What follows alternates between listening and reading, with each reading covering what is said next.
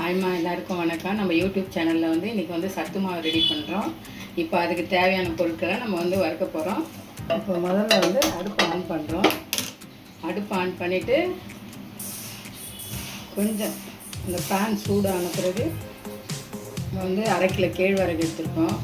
1/2 kilo கேழ்வரகு எடுத்துருக்கோம்பா. இதை நல்லா வறுத்துட்ட பிறகு காட்டுறேன். சிம்மில் வச்சே வறுக்கணும். இப்போ பாருங்கம்மா, நல்லா ஓரளவுக்கு வறுந்துச்சு, நல்லா வாசனையும் வருது. நம்ம நல்லா இந்த பக்குவத்தில் நம்ம இறக்கிட்டு ஒரு தட்டுக்கு மாற்றிக்கலாம். இப்போ இந்த தட்டில் எல்லாமே நம்ம கொட்டி வச்சுக்கலாம்ப்பா.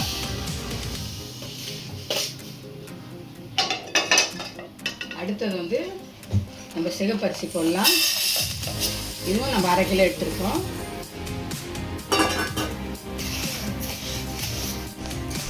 இது பாருங்கம்மா, அரிசியும் நல்லா வறண்டு வருது. இந்த ஸ்டேஜில் நம்ம எடுத்து மாற்றிக்கலாம். இப்போ கேழ்வரகை கூட இதை நம்ம போட்டுக்கலாம்ப்பா.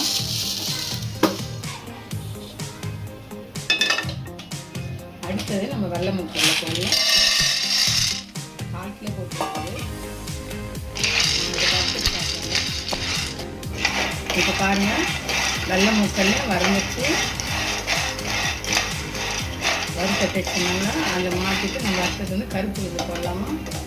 இதை எடுத்து மாற்றிக்கிறோமா தட்டுக்கு. இப்போ நம்ம 1/4 கிலோ கருப்பு உளுந்து போடுறோம்பா.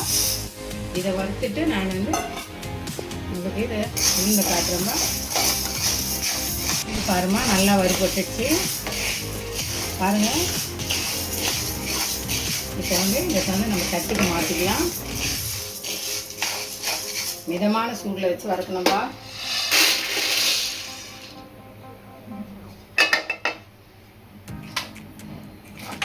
அதுக்கடுத்து நம்ம சம்பா கோதுமை போடுறோம். 1/4 கிலோ போடுறோம்பா. இதை வறுத்துட்டு நான் காட்டுறேன். பாருமா, நல்லா வறுபட்டுச்சு. நல்லா வாசனை அதிகமாக இருக்குது. இந்த ஸ்டேஜில் நம்ம எடுத்துருவோம். எடுத்து தட்டுக்கு மாற்றிடலாம்ப்பா.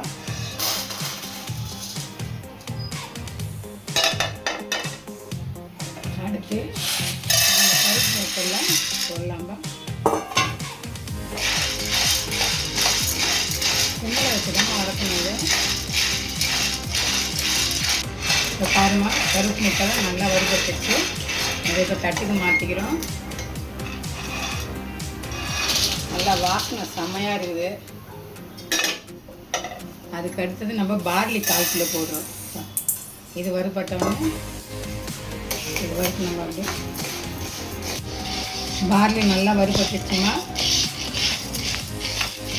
பாருங்கள். இப்போ இது தட்டுக்கு மாற்றிக்கலாமா.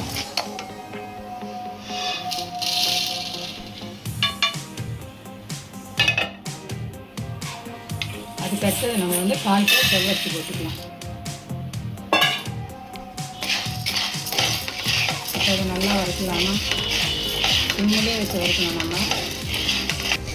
இப்போ பாருமா, வெடிக்க ஆரம்பிச்சிச்சு செவ்வரிசி. இந்த ஸ்டேஜில் நம்ம மாற்றிக்கலாம்.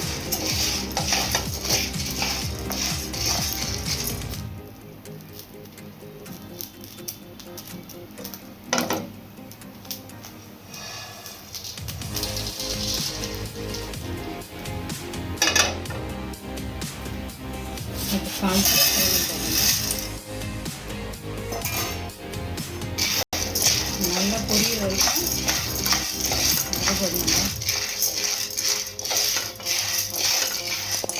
இப்போ சோளம் பாருப்பா, இந்த மாதிரி பொரிய ஆரம்பிச்சிச்சு. இந்த ஸ்டேஜ் தான் கரெக்டானது. இப்போ அதை நம்ம தட்டுக்கு மாற்றிக்கலாம்.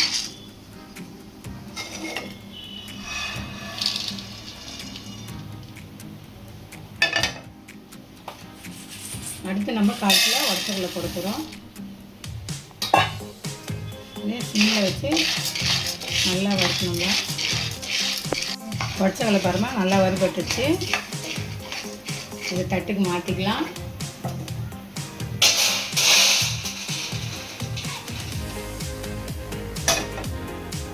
அடுத்தது நம்ம 1/4 கிலோ அவல் போடலாம்.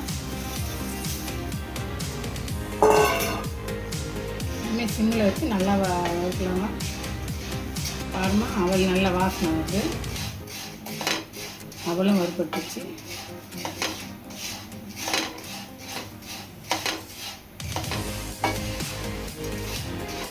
ரெண்டு அப்படியே தட்டுக்கு மாற்றிக்கலாங்க.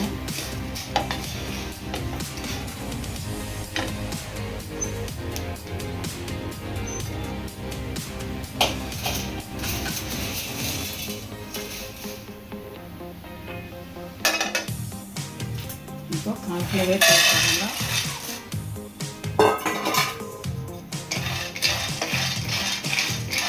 இப்போ நல்லா வறுபடணும். இது பாருங்க, வேர்க்கடலை நல்லா வறுந்துச்சு. இப்போ நம்ம வந்து தட்டுக்கு மாற்றிக்கலாம்.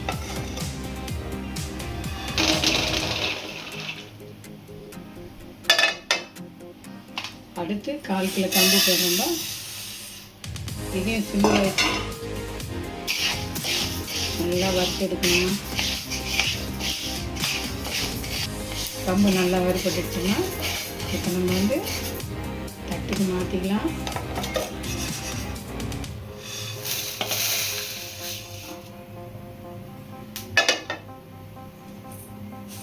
அடுத்து 1/4 கிலோ சிறுபருப்பு இதையும் வறுக்கணும் சிம்மில் வச்சு. பாருமா சிறுபருப்பு நல்லா வறுபட்டுச்சு.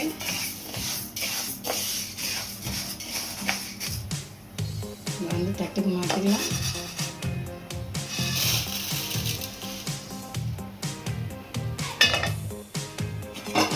அதுக்கு 1/4 கிலோ பச்சை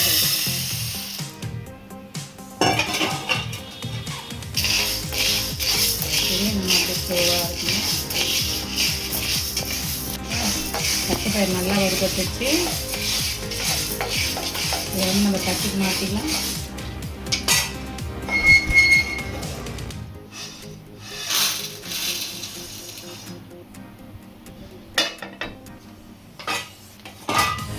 அடுத்து 1/4 கிலோ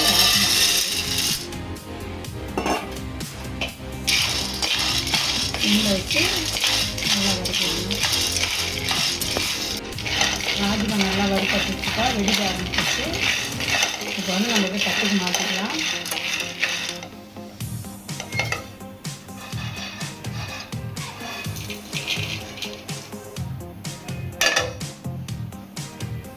கால் கிலோ தினையை அரிசி போட்டுக்கலாமா. 4 கிலோ தினைமா.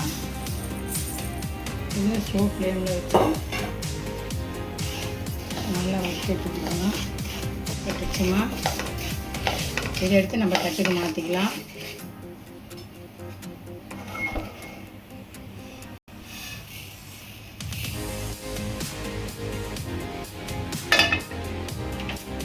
வரகரிசி 1/4 கிலோ ஸ்லோ ஃப்ளேமில் வச்சு நல்லா வறுப்பட வைக்கணும். வரகரிசி நல்லா வறுப்பட்டுச்சுப்பா. இப்போ இதை வந்து நம்ம தட்டுக்கு மாற்றிக்கலாம்.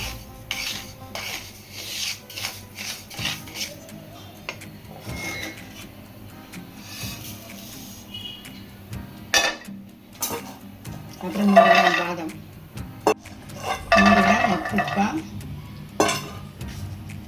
100 கிராம் பாதாம்,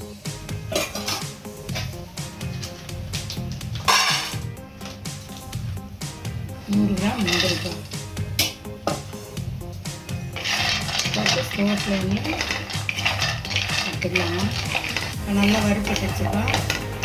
நம்ம தட்டுக்கு மாற்றிக்கலாம்.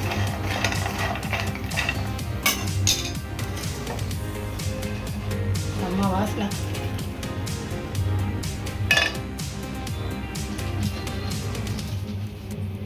இப்போ வந்து சுக்கு போட்டுக்கலாம்.